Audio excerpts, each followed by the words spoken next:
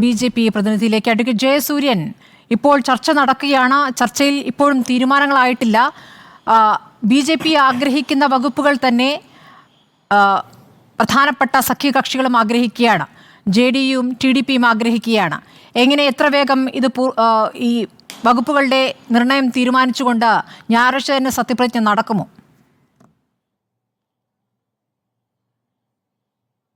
ഇക്കാര്യങ്ങളൊക്കെ ചർച്ചയുടെ പൂർത്തീകരണത്തിൽ മാത്രമാണ് അറിയാൻ കഴിയുക. അതുപോലെ ഒരു എക്കോ ഉണ്ട്, സൗണ്ടിൽ എക്കോ ഉണ്ട്. പരിഹരിക്കാം ശ്രീ ജയസൂര്യൻ. അതുപോലെ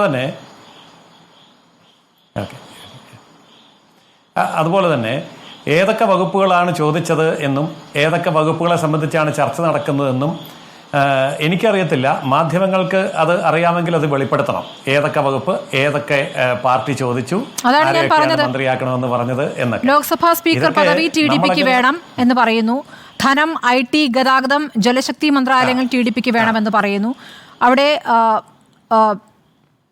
JDUവിന് 3 MP-മാർക്ക് ഒരു മന്ത്രിസ്ഥാനം എന്ന നിലയ്ക്ക് ആണ് ഡിമാൻഡ് മുന്നോട്ട് വച്ചിരിക്കുന്നത്. കൃഷി, പെട്രോളിയം മന്ത്രാലയങ്ങളും കൂടി JDUവിന്റെ പട്ടികയിലുണ്ട്. ഓക്കെ. അപ്പൊ ഇത്രയൊക്കെ വളരെ കൃത്യമായിട്ട് പറയാൻ കഴിയുന്ന ആളിന് എപ്പോഴാണ് ഈ മന്ത്രിസഭയുടെ സത്യപ്രതിജ്ഞയെ കൂടെ പറഞ്ഞ വിഷയം തീർന്നില്ലേ? അതൊന്ന് പറയൂ. ഇത്രയൊക്കെ കൃത്യമായിട്ട് പറഞ്ഞല്ലോ. അപ്പോൾ എത്രാം തീയതി എത്ര മണിക്കാണ് സത്യപ്രതിജ്ഞ? ഞായറാഴ്ചയാണ്, വൈകിട്ടാണ്. വാർത്ത പുറത്തു വന്നല്ലോ. നടക്കുമോ എന്നുള്ളതാണ് ചോദ്യം. ഞാൻ ചോദിക്കുന്നത് ഇത് ഡിമാൻഡുകളായി മുന്നോട്ട് വന്നു കഴിഞ്ഞു. ശ്രീ അഡ്വക്കേറ്റ് ജയസൂര്യൻ, ഇനിയൊക്കെ ഒന്ന് താഴേക്കിറങ്ങി സംസാരിക്കാം കേട്ടോ. താഴേക്കിറങ്ങി തന്നെയാണ് സംസാരിക്കുന്നത്. അപ്പോൾ അത് ചർച്ച ചെയ്ത് തീരുമാനമാവട്ടെ. ഈ കാര്യങ്ങളൊക്കെ ചർച്ച ചെയ്യണമല്ലോ. ഒരു ഘടകകക്ഷികളുമായി ചർച്ച ചെയ്ത് വിശദമായി ഈ വിഷയങ്ങളെ പഠിച്ച് അപ്പോൾ അവർ തീരുമാനമെടുക്കും. അത് എത്രയും വേഗത്തിൽ വരണമെന്നാണല്ലോ എല്ലാവരുടെയും ആഗ്രഹം. അവരും വളരെ വേഗത്തിൽ തന്നെ തീരുമാനമെടുക്കുമെന്ന് നമുക്ക് പ്രതീക്ഷിക്കാം. ഈ ചർച്ചകളൊക്കെ വിശദമായി ഘടകകക്ഷികളുമായിട്ട് നടത്തി അതിൻ്റെ പൂർണ്ണതയിലേക്ക് വരാൻ അധികം കാലതാമസം ഉണ്ടാവില്ല. ഏതാനും മണിക്കൂറുകൾക്കുള്ളിൽ ചിലപ്പോൾ തീരാം, ചിലപ്പോൾ ദിവസങ്ങൾ എടുത്തേക്കാം.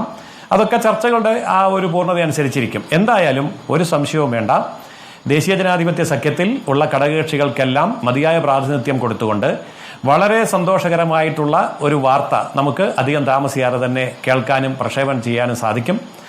എല്ലാ ഘടകകക്ഷികളെയും തുല്യമായി പരിഗണിച്ചുകൊണ്ട് അവരുടെ എല്ലാ ആവശ്യങ്ങളെയും പരിഗണിച്ചുകൊണ്ട് അതിന്മേലുള്ള ചർച്ചകൾ നടത്തിക്കൊണ്ട് നല്ല ഒരു തീരുമാനത്തിലേക്ക് വളരെ വേഗം തന്നെ NDA എത്തും. അതത്ര എളുപ്പമല്ല എന്നാണ് രാഷ്ട്രീയ നിരീക്ഷകർ കാണുന്നത്. അഡ്വക്കേറ്റ് ജയസൂര്യൻ, ഇപ്പോൾ സഖ്യകക്ഷികളായി വന്നിരിക്കുന്ന രണ്ട് പാർട്ടികളെയും നേതാക്കളും ചന്ദ്രബാബു നായിഡു ആകട്ടെ, നിതീഷ് കുമാർ ആകട്ടെ, അവർ എങ്ങനെയൊക്കെയാണ് ഇതുവരെയുള്ള രാഷ്ട്രീയ കാലങ്ങളിൽ മുന്നോട്ട് പോയിട്ടുള്ളത് എന്നുള്ള വ്യക്തമാണ്. പലതവണ മറുകണ്ഠം ചാടിയിട്ടുണ്ട്, പലതവണ അവരുടെ ആവശ്യങ്ങൾ കൃത്യമായി നേടിയെടുത്തിട്ടുണ്ട്. ഈ രൂപത്തിൽ മുന്നോട്ട് പോകുമ്പോൾ കഴിഞ്ഞ മോദി സർക്കാരിൻ്റെ രൂപത്തിലായിരിക്കില്ല ഇനി അങ്ങോട്ടുള്ള ഭരണം. നിങ്ങളെ സംബന്ധിച്ച് അത്ര എളുപ്പമല്ല കാര്യങ്ങൾ എന്നുള്ളതാണ് സത്യം. അതിനോട് എങ്ങനെയാണ് നിങ്ങൾക്ക് പ്രതികരിക്കാനുള്ളത്? ഇനി അങ്ങോട്ട് NDA സർക്കാരാണല്ലോ. തീർച്ചയായിട്ടും NDA സർക്കാർ തന്നെയാണ് ഇനി അങ്ങോട്ടുള്ളതും. ഇതിന് മുമ്പുണ്ടായിരുന്നതും വാജ്പേയിയുടെ കാലം മുതൽ ഉണ്ടായിരുന്നതും NDA സർക്കാർ തന്നെയാണ്. അപ്പോൾ ആ NDA സർക്കാരായിട്ട് തന്നെ മുന്നോട്ട് പോവുകയും ചെയ്യും. ഇപ്പോൾ പറഞ്ഞത് വളരെ ശരിയാണ്. നിതീഷ് കുമാർ അതുപോലെ തന്നെ ചന്ദ്രബാബു നായിഡു പലതവണ പല മുന്നണികളിലേക്കും മാറി പോവുകയും വരികയും ഒക്കെ ചെയ്ത വളരെയേറെ രാഷ്ട്രീയ സാമർഥ്യം കാഴ്ചവെച്ചിട്ടുള്ള നേതാക്കന്മാരാണ്.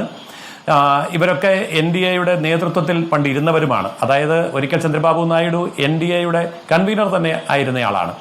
അപ്പോൾ ആ തരത്തിലൊക്കെ വളരെ പ്രാഗൽഭ്യം തെളിയിച്ച അങ്ങനെയുള്ളവരെ കൂട്ടുചേർത്തുകൊണ്ട് തന്നെ ഭരിച്ച ഒരു പാരമ്പര്യം BJPക്കുണ്ട്. അങ്ങോട്ടും ഇങ്ങോട്ടും ചാടിയ പാരമ്പര്യവും ഈ രണ്ട് നേതാക്കൾക്കും ഉണ്ടല്ലോ. നിതീഷ് കുമാറിന്റെ ചാട്ടമൊക്കെ എത്ര തവണയാണ്? തീർച്ചയായിട്ടും അതെ, അത് നമുക്ക് എണ്ണി തീർക്കാൻ പറ്റില്ല. നിതീഷ് കുമാർ എത്ര തവണ ചാടിയെന്ന് നിതീഷ് കുമാറിന് പോലും എണ്ണി തീർക്കാൻ പറ്റില്ല. അപ്പൊ പിന്നെ നമ്മുടെ കാര്യം പറയേണ്ട കാര്യമില്ല. എതിരായിട്ട് വന്ന മുന്നണിയുടെ നേതാവായി ആഗ്രഹിച്ച പോലെ കാര്യങ്ങൾ നടന്നില്ലെങ്കിൽ ഇനിയും ചാടാൻ സാധ്യതയുണ്ട്. പ്രതീക്ഷിക്കണം, രാഷ്ട്രീയമല്ലേ. അതാ ഞാൻ പറഞ്ഞത്, ബിജെപിക്ക് കഴിഞ്ഞ കാലങ്ങളിലേതുപോലെ എളുപ്പമല്ല എന്ന് അഡ്വക്കേറ്റ് ജയസൂര്യൻ സമ്മതിക്കുന്നുണ്ടോ? തീർച്ചയായിട്ടും എളുപ്പമല്ല. അപ്പോൾ എളുപ്പമല്ലാത്ത കാര്യങ്ങൾ വരുമ്പോൾ അതനുസരിച്ചുള്ള നടപടിയെടുക്കും. ഇപ്പോൾ ഒരു വാഹനം ഓടിക്കുമ്പോൾ കയറ്റം വരികയാണെങ്കിൽ ഫസ്റ്റ് ഗിയർ ഇടും, ഗട്ടർ വരികയാണെങ്കിൽ അതനുസരിച്ചുള്ള ഗിയർ ഇടും എന്ന് പറഞ്ഞതുപോലെ ഓരോ സന്ദർഭത്തിലും അതനുസരിച്ചുള്ള തീരുമാനമെടുത്തുകൊണ്ട് അതിനെ അതിജീവിക്കാനുള്ള കഴിവും കാര്യശേഷിയും ഒക്കെ ഇന്ന് BJP നേതൃത്വത്തിന് കൃത്യമായിട്ടുമുണ്ട്. അത് നരേന്ദ്രമോദി എന്ന് പറയുന്ന ഒരൊറ്റ വ്യക്തി മാത്രമല്ലല്ലോ ഈ BJP എന്ന് പറയുന്ന പാർട്ടി.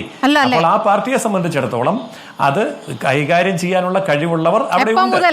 അങ്ങനെയല്ലാതായി എപ്പോഴും അങ്ങനെയാണ്. ഇപ്പം നമ്മൾ ആരോപിക്കുന്നതാണ് ഇത് മോദി മന്ത്രം നിങ്ങൾ തന്നെ കൈവിട്ടു. അത് കേവലം ഒരു ആരോപണം മാത്രം.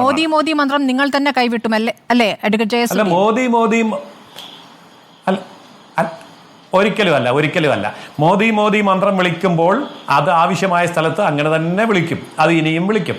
അപ്പോൾ അത് കൈവിടുന്ന കാര്യമൊന്നുമില്ല, അതിന്റെ ആവശ്യമില്ല. അത് നരേന്ദ്രമോദി പ്രധാനമന്ത്രി ആയിരിക്കുന്നിടത്തോളം കാലം മോദി മന്ത്രം വിളിച്ചുകൊണ്ട് തന്നെ ഇരിക്കും. അതും ഇതുമായിട്ടൊരു ബന്ധമുള്ള കാര്യമൊന്നുമല്ല. അപ്പം ഞാൻ പറഞ്ഞത് ഇത്രയേ ഉള്ളൂ. നരേന്ദ്രമോദി മാത്രമല്ല BJP, ആ BJPയിലുള്ള എല്ലാ നേതാക്കന്മാരും അതുപോലെയുള്ള മറ്റ് സഖ്യകക്ഷി നേതാക്കന്മാരും ഒന്നിച്ചിരുന്നാണ് തീരുമാനമെടുക്കുക. ഇനിയാണെങ്കിലും പണ്ടാണെങ്കിലും അങ്ങനെ തന്നെയാണ്, ആ ശൈലിയിൽ തന്നെ മുന്നോട്ട് പോവുകയും ചെയ്യും. ശരി, പഴയ ശൈലിയിൽ മുന്നോട്ട് പോവുക അത്ര എളുപ്പമല്ല. ശ്രീ ജയസൂര്യൻ, താങ്കളിലേക്ക് വരാം.